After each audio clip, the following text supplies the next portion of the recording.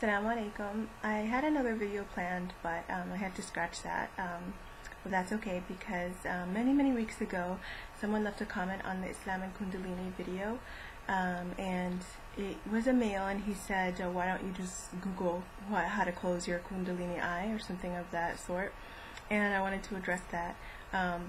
First, it assumes that when I shot the video that my Kundalini eye was open, or that I was still undergoing that, and there's no way I think another individual would know that, because it's such a personal experience, and you don't know what someone is going through in their body, in their mind, or anything like that. It's very difficult to know that unless you're that person, obviously. So the assumption that was there that my Kundalini eye was open, and this was something that was like relevant at the current time.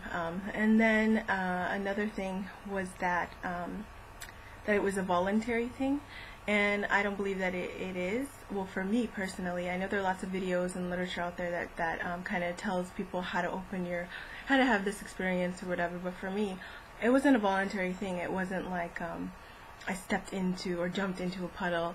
I didn't even know there was a puddle. I didn't realize it, and you look down and you're in it, and the smartest, most practical, most valid thing to do is just to go forward and onward.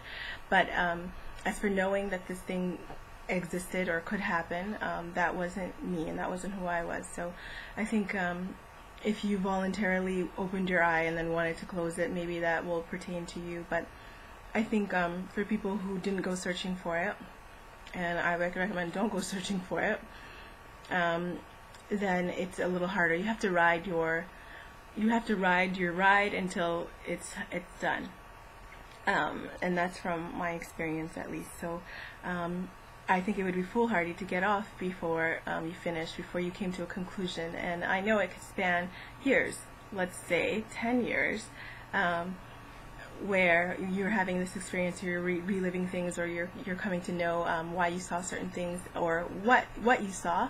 Like, you see the bigger picture. You may have seen something you didn't understand, and then you see it in a wider scope, in a wider picture, and that only happens later as you experience these other things, or as life goes on, and you're able to piece together.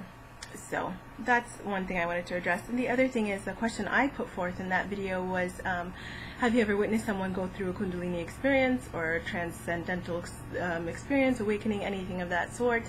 And what helped me realize what it might be like for someone who's in the same room going through it is that they probably may not notice the exact moment that it happened, and that's because I believe it happens in the blink of an eye. Like, it happens very quickly. And I'll take there's hadith and narrations of the Prophet when he did Isra wa Miraj, when he went to Jerusalem from Mecca, and he visited there, and he ascended heaven, and all those things. And what happened is, as he heard someone at the door, opening the door, he had his experience, and by the time he got back, that person was still opening the door, like coming through. So you have to understand that it was like that. But how was it like that when he went to Jerusalem, and he went to heaven, and then he saw this, and he saw that, and he saw this, and this, and this, and this? And it's because time folds. Like, what is time? It's not relative. It is relative. So in my experience, I wanted to take people with me, because I wasn't alone when it happened, but it wasn't exactly possible. But when I came back, I think the aftermath and the after effects, that was what was noticeable and could have been observed or witnessed by the naked eye.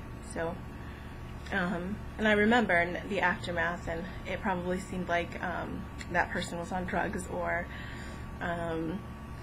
just that they're out of it, or loopy, and they may have said a few things. And if you harness the power, then the residual effects are still going to be there, no matter what. So many things could have been said or done. So I wanted to address those things. The fact that you don't go searching for something like this, I wouldn't recommend it. But if you want to have one, then I'm sure you will if you know what I'm saying.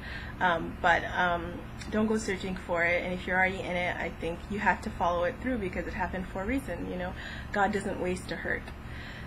So go through and follow it and see what happens. And then you may not even know, if you were around someone who went through it, you may not even realize it, because it's an experience in their head, in their body, and in their with their soul. So I hope that was beneficial, and inshallah that was helpful to someone out there.